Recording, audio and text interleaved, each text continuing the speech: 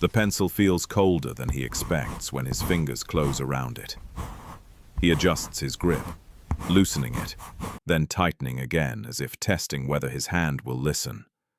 The wood is smooth but unyielding, its chill pressing into his skin. He shifts his elbow slightly against the packed earth to steady it. The foxhole does not offer much room. His breath moves out in a thin cloud and disappears. He waits a second, then another, before bringing the pencil closer.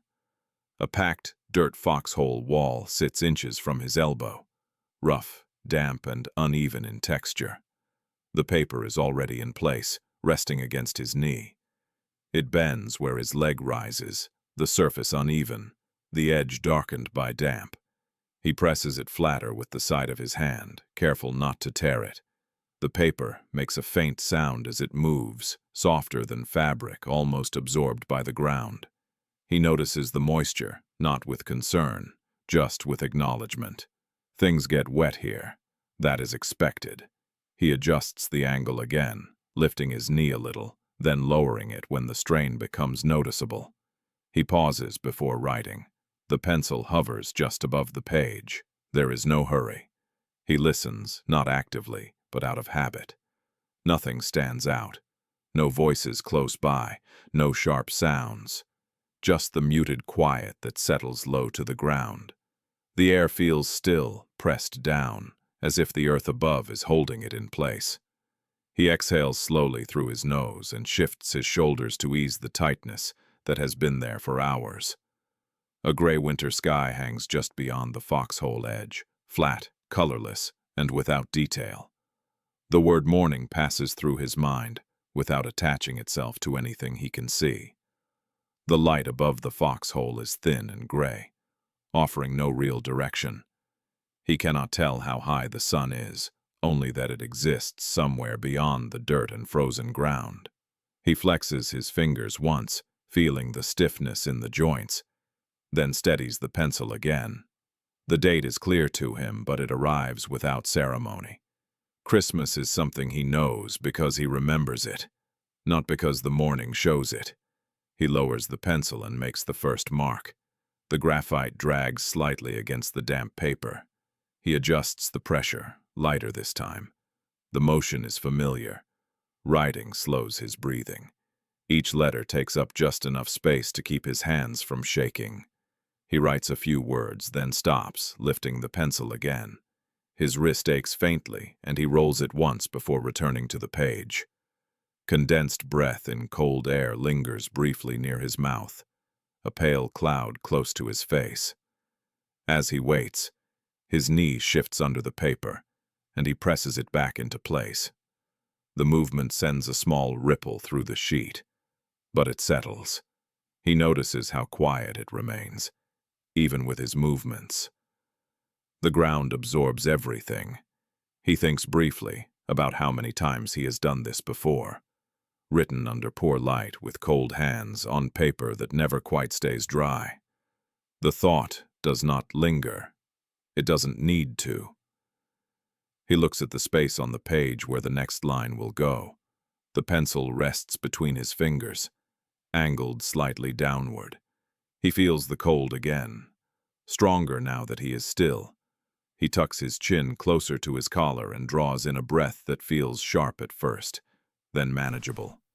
Writing gives him something exact to do. A line to follow, a place to stop. A wool field coat gathers around his shoulders, stiff with cold and creased from long wear. He adds another word, then another. The sound of the pencil is barely audible, more felt than heard through his fingers.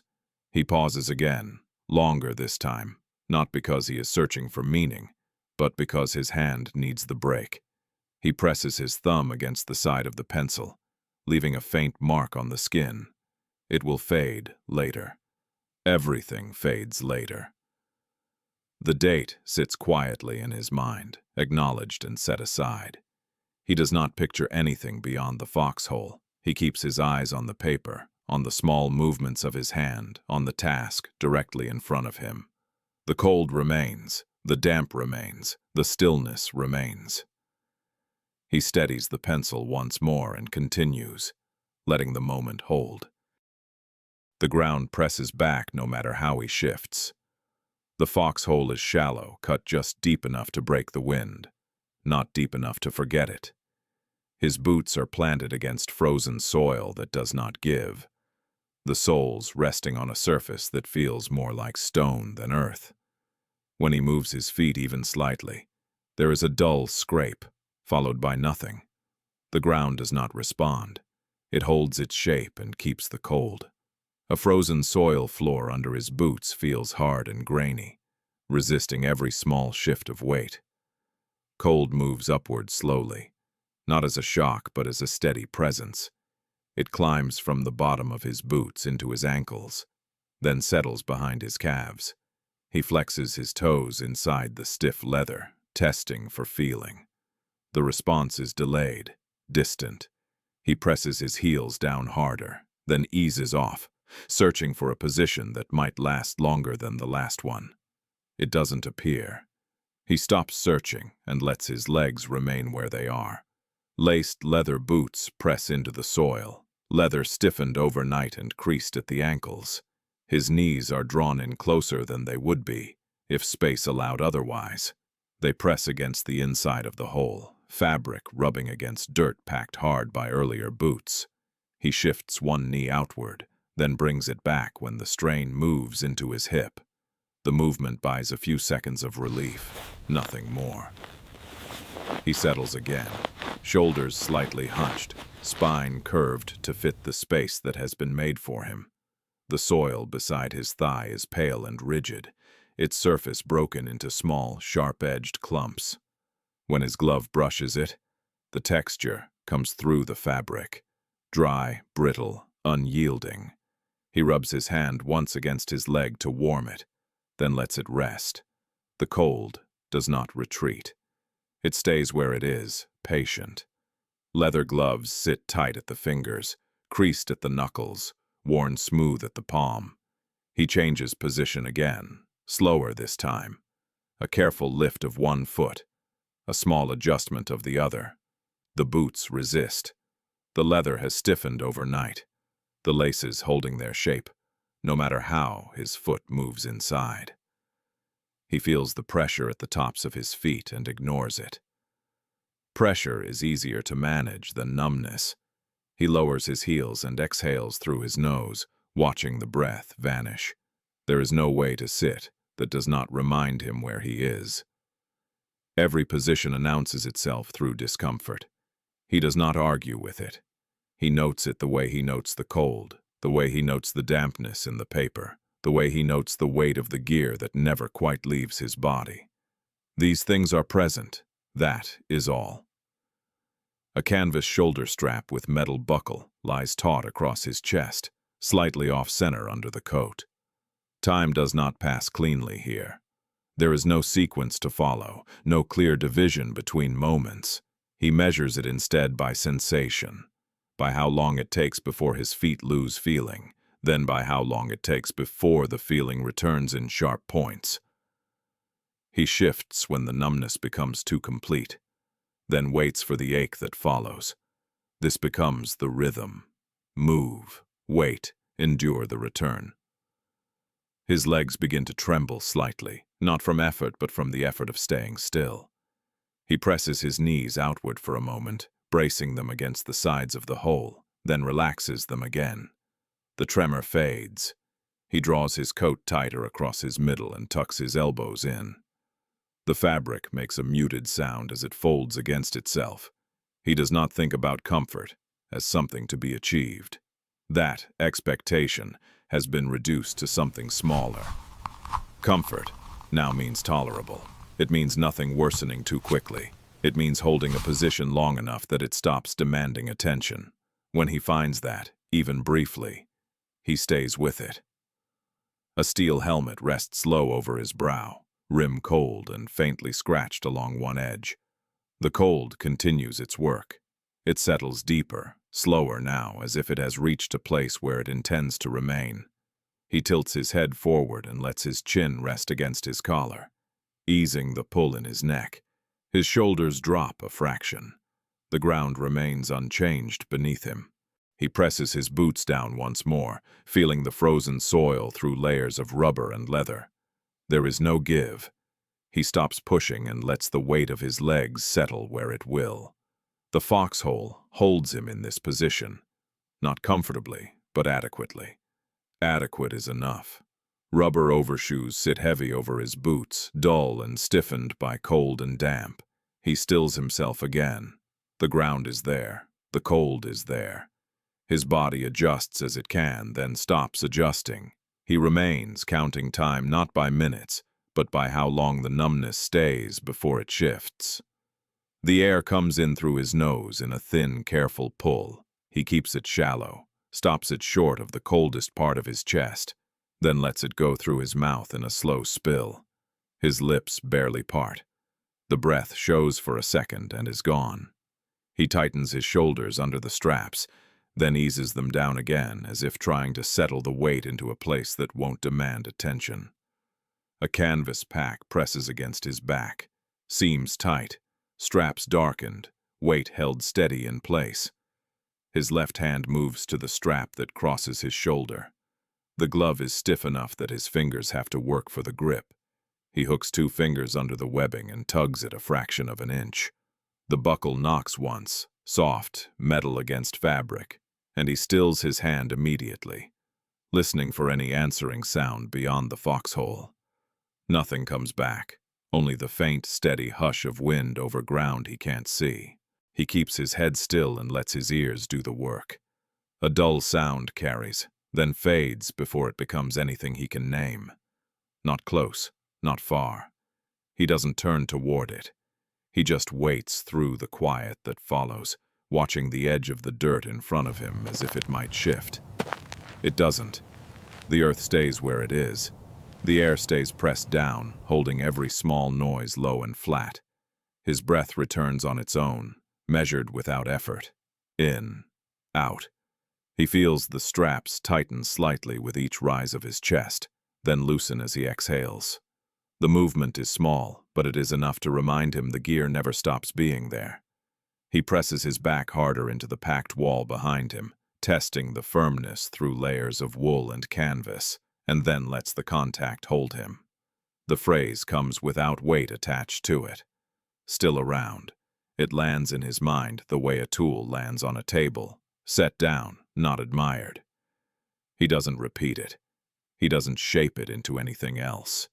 His eyes stay on the same narrow patch of earth, and his fingers keep resting on the strap, ready to quiet the buckle if it moves again. He shifts one knee outward a fraction, then brings it back when the strain moves into his hip. The motion scrapes fabric against dirt, a sound so small he feels it more than he hears it. He freezes for a beat, listening again, then exhales when the silence remains unbroken. He draws his coat tighter across his middle and tucks his elbows in, narrowing himself to fit the hole that was never meant to be comfortable. Still around stays where it is, present but uninvited.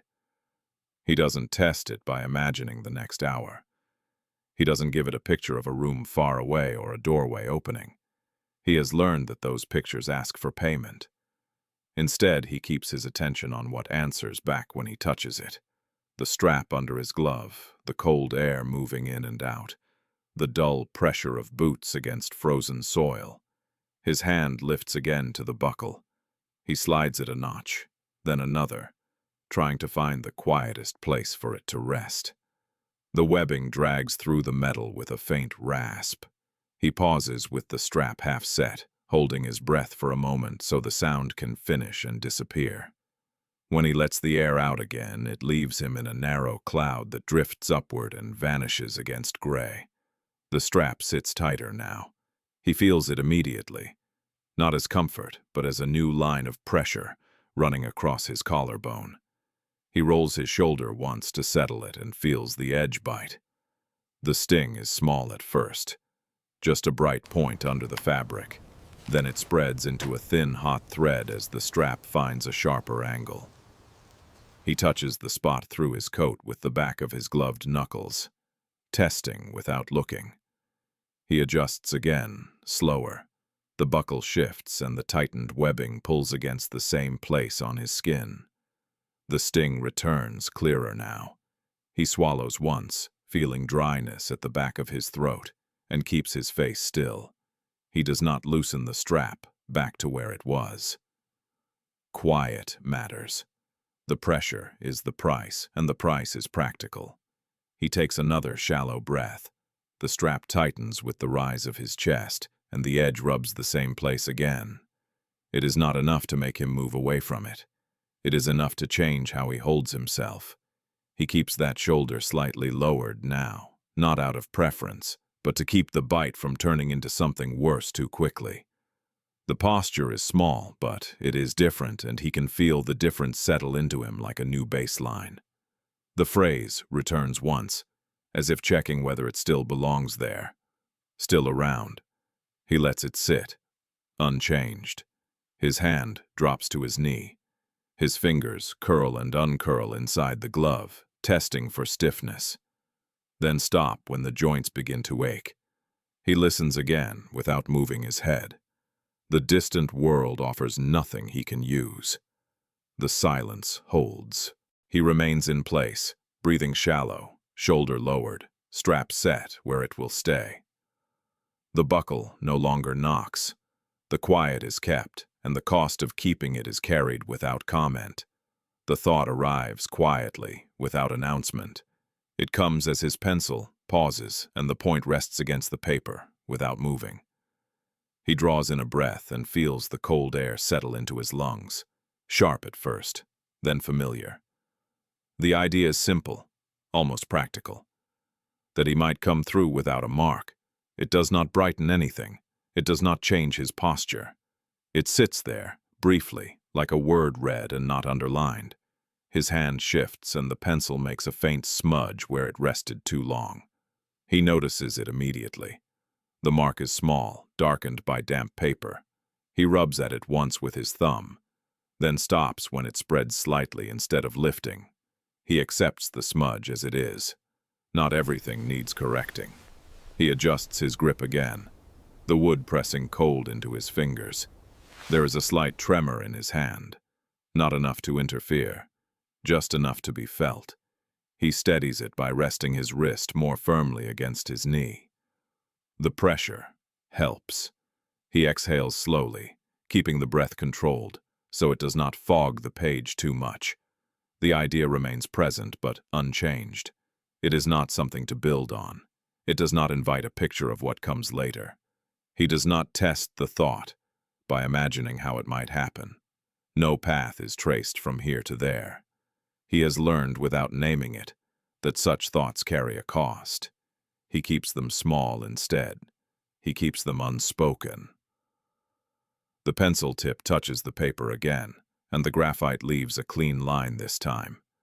The motion brings his attention back where it belongs. Another breath moves in and out, colder now that he has noticed it. His chest tightens briefly, then eases. He shifts his shoulders under the weight of his gear, the straps pulling against his coat. The pressure reminds him where he is. The foxhole does not respond to thoughts. It responds only to movement, to weight, to heat. He lets that be the measure. The idea flickers once more, then fades on its own. He does not push it away. He does not hold on to it either. He has learned to let such things pass without resistance. He writes another word, then another, watching the letters form slowly. The pencil makes a soft, steady sound that reassures him more than the thought ever could. His fingers stiffen again, and he pauses to flex them, opening and closing his hand once. The motion sends a brief ache through his knuckles. He welcomes it. Pain confirms sensation. Sensation confirms presence. He draws in another breath, careful with it, and returns the pencil to the page. There is no plan attached to the idea he had. No adjustment made because of it. No expectation set. He does not look up or outward. He stays with the paper, with the small movements required to continue. The foxhole remains unchanged. The cold remains. The weight remains. He writes on, the smudge drying where it is, the tremor settling as his hand warms slightly from use. The thought does not return. If it does later, it will be treated the same way. For now, he keeps his attention on the line in front of him, letting the rest wait its turn. He presses the paper flatter against his knee, smoothing a crease that has formed along one edge. The motion is careful, slow, as if the paper might object if handled roughly. It makes a soft sound when it shifts, a dry whisper that fades immediately into the stillness around him. He steadies it with 2 fingers, then lowers the pencil again, aligning the point with the next open space. He does not write the first thing that comes to mind. Instead, he pauses, pencil hovering, and lets the words pass through a quieter place before allowing any of them onto the page. His handwriting stays measured, each letter formed with the same pressure as the last. He keeps the lines straight by adjusting the angle of his knee, rather than rushing the motion of his hand. The act of writing slows him down, and he allows it to. The silence between sentences stretches longer than the sentences themselves. In those pauses, he listens again, not with urgency, but with habit. Nothing interrupts him, no sound close enough to require a response. He adjusts his grip, noticing how his fingers have begun to warm slightly from the repetition. The pencil no longer feels quite as cold, though the air still does when he breathes in. He presses the pencil down again and continues, keeping his handwriting even. He avoids certain words without consciously naming them. Others are replaced with softer ones that sit more easily on the page.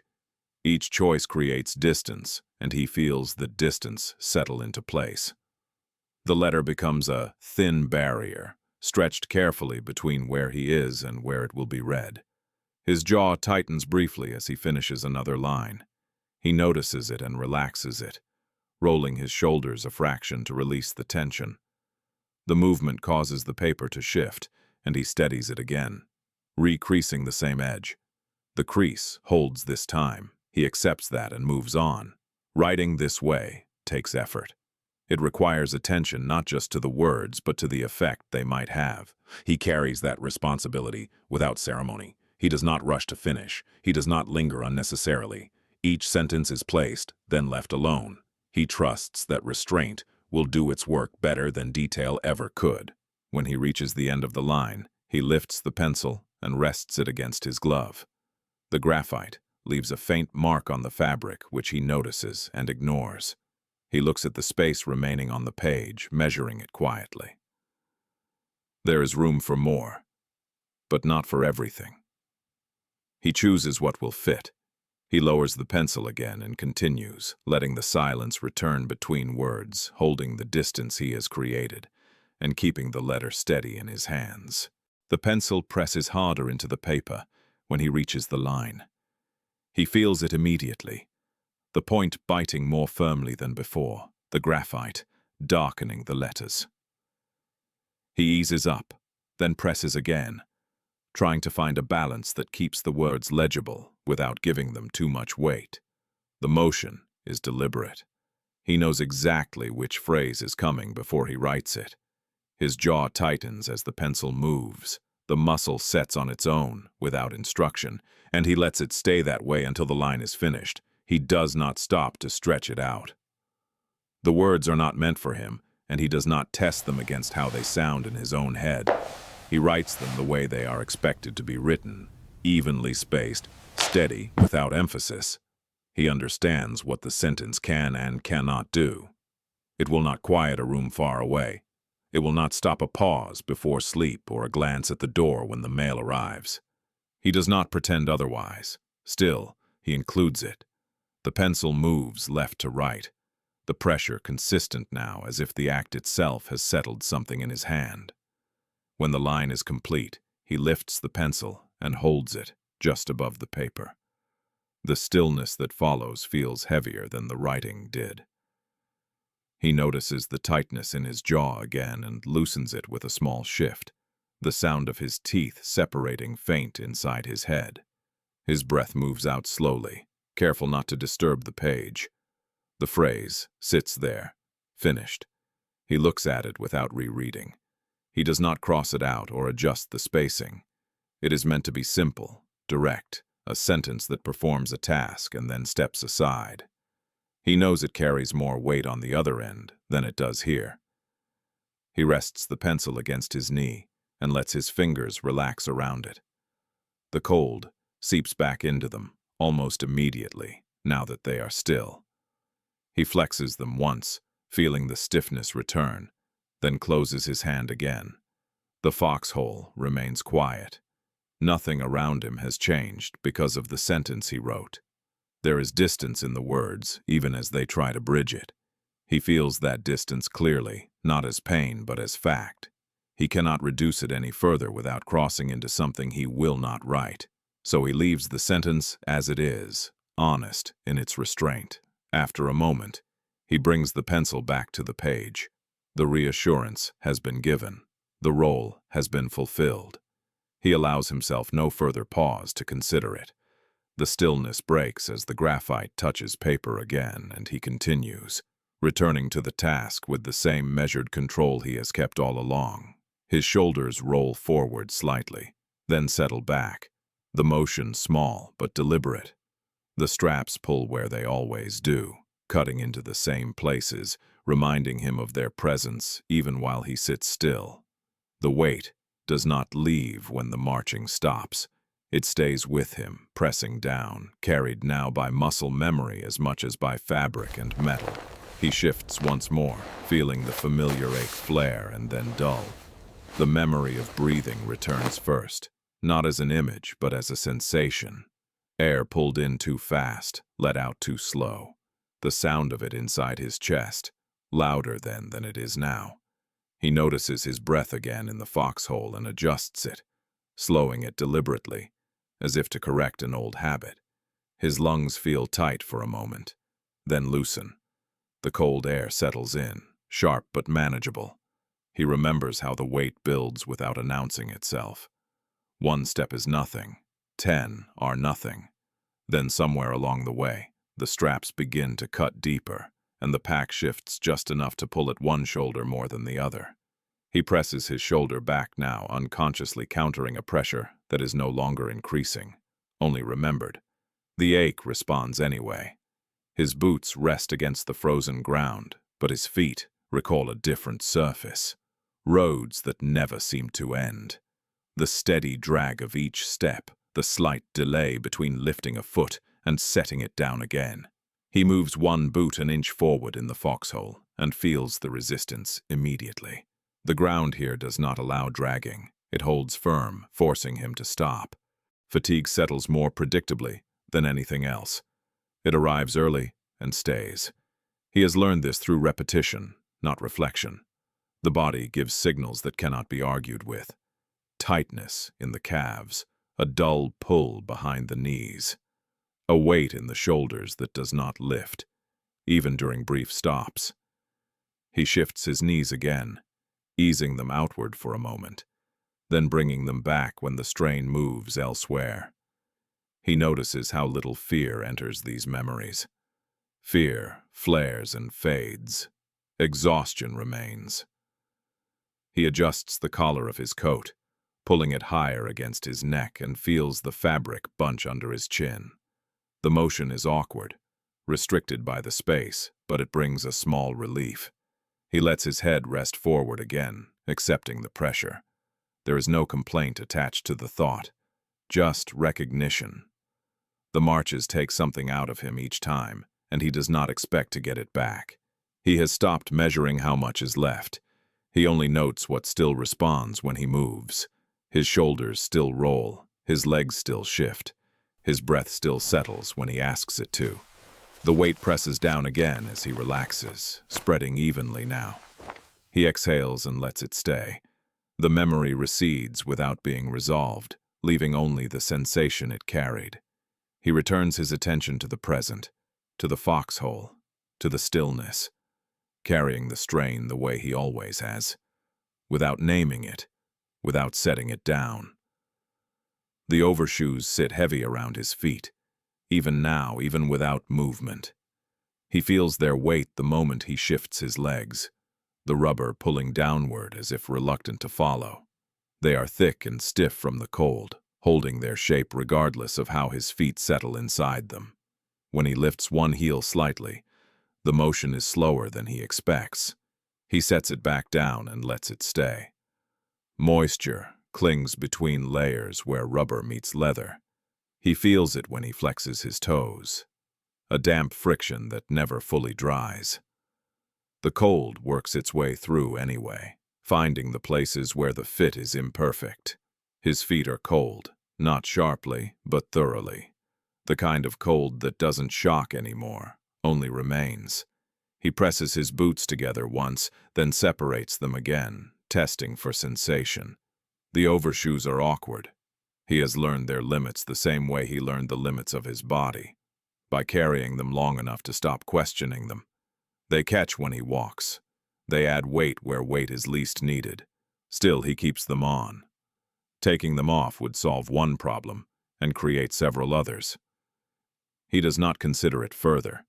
He adjusts his feet again, angling them outward to ease the pressure along the sides. The rubber resists, then settles. The movement produces a faint sound, more felt than heard, as damp surfaces shift against each other. He notices it and then lets it fade from attention. The foxhole absorbs that sound the way it absorbs everything else. They are not meant to be comfortable. He understands that without resentment rising to the surface.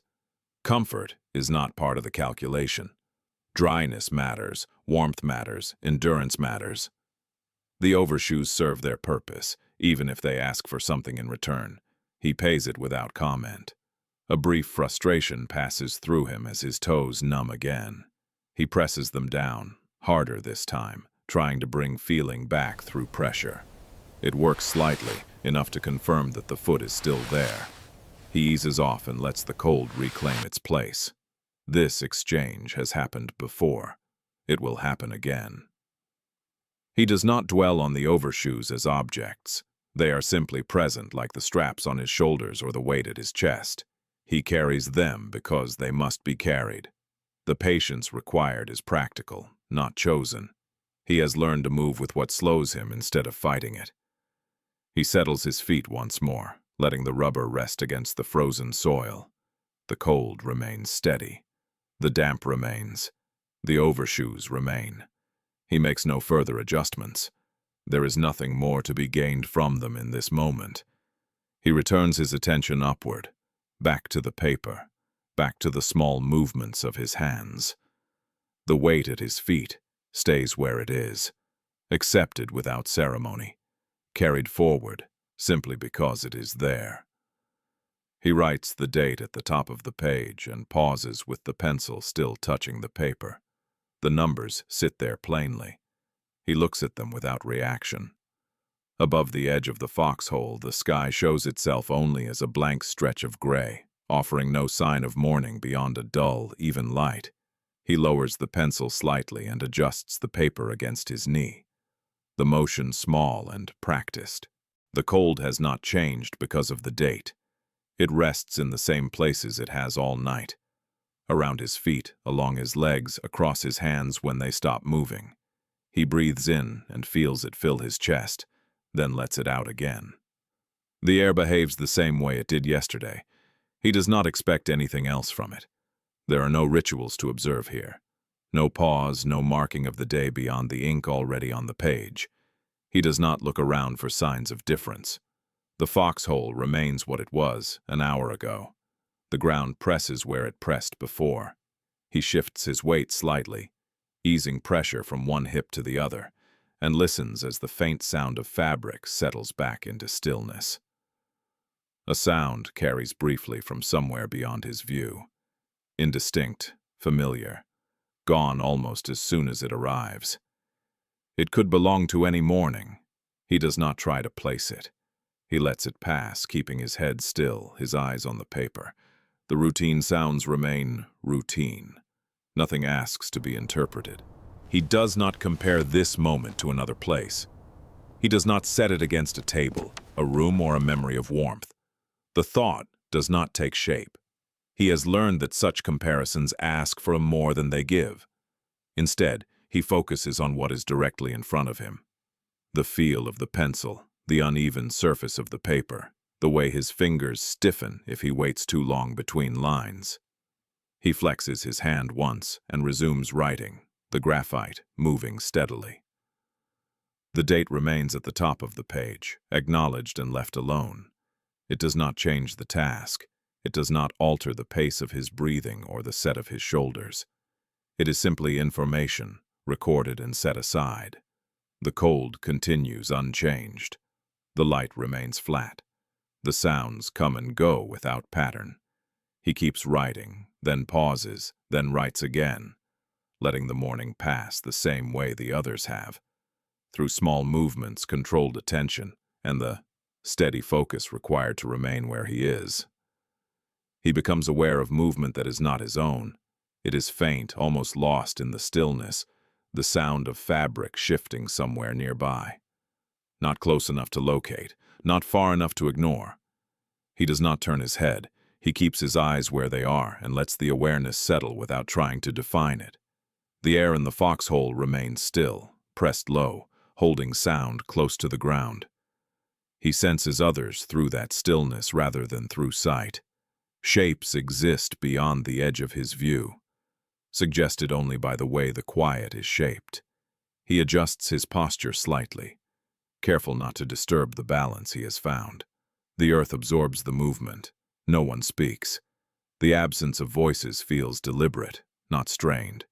Words would require explanation, and there is nothing here that needs explaining.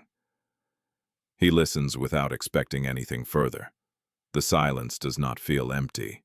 It feels shared. He breathes in slowly and out again, matching the pace he imagines others keeping in their own spaces. Another faint sound passes through the ground, a muted scrape, then nothing. He presses his shoulder more firmly against the dirt behind him, feeling its cold steadiness through his coat. The contact anchors him. It reminds him that the space around him is occupied, even if he cannot see who occupies it. Presence is understood without confirmation. He does not imagine faces or names. That would require effort he does not spend. Instead, he accepts the nearness as a condition, the same way he accepts the cold or the weight of his gear. It is there.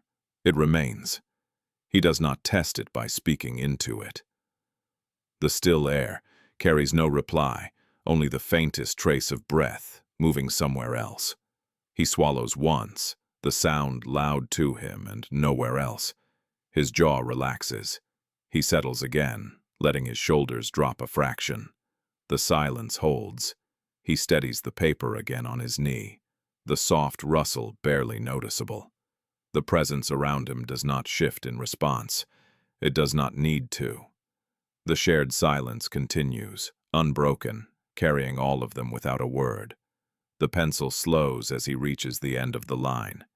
He forms the last letters with the same care as the first, though his fingers have stiffened again from the cold. When the sentence is finished, he lifts the pencil and holds it there for a moment, just above the paper, as if listening for something else that needs to be said. Nothing comes. He sets the pencil down against his knee, where it rests without rolling. He looks at the page once, not to reread, but to confirm that it is complete. The reassurance has already been given. There is no space left that feels necessary to fill. His jaw tightens briefly, then relaxes as he accepts that this is as much as the letter can carry. Offering more would not make it stronger. He lets the thought go. His fingers move to the edges of the paper. They feel rougher now, less responsive, and he works slowly to keep the fold straight. The paper resists at first, then creases cleanly under his thumbs. He presses along the fold with the side of his hand, reinforcing it, making sure it will hold. The sound is soft and final. He pauses after the first fold, flexing his fingers once to bring feeling back into them. The cold answers immediately, settling into the joints. He makes the second fold more carefully, aligning the edges by touch rather than sight. The paper holds its shape. He presses it flat again and nods slightly, satisfied without feeling anything that needs naming. The pencil remains where he left it. He does not reach for it again. Writing is finished.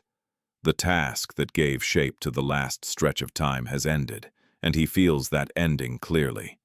Not as relief, but as closure. One thing has been done as well as it can be done. He tucks the folded paper close, securing it where it will stay dry. The movement brings his attention back to the weight of his gear, the pull of straps across his shoulders. The foxhole presses in, the same way it did before he began. Nothing around him has shifted, because the letter is finished. A creased, folded letter sits flat inside his coat. Edges firm, paper thickened by repeated handling. He settles his hands again, letting them rest where they fall. The stiffness remains, but it no longer demands action. His breathing steadies.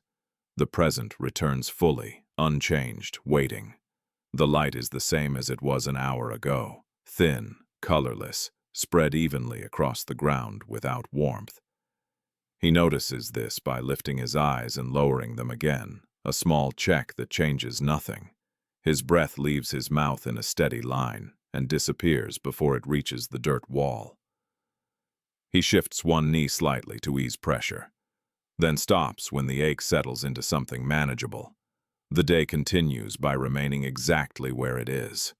Wool trousers fold tight at the knees, damp at the cuff, dusted with pale grit. Cold stays with him, not sharp, not dramatic. It sits in the joints and along the spine, a persistent presence that does not demand attention but never leaves it.